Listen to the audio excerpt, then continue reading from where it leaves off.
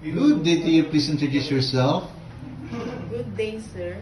I am Sharon Gomez Dumrique, 29 years old, with one child, age 8 years old, living at Cabanatuan, Isabela, Philippines. I have one brother. I am a first child in the family. I'm college level in Isabela State University in Bachelor of Science and Information Technology. Okay.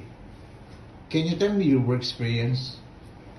I have 3 years work experience here in the Philippines. I serve 3 members of the family, 1 couple and 1 child.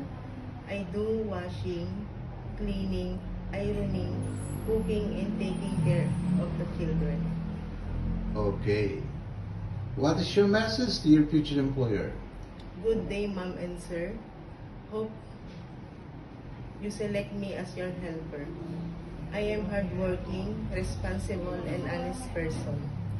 I promise to serve your family with all my best. Thank you. Okay.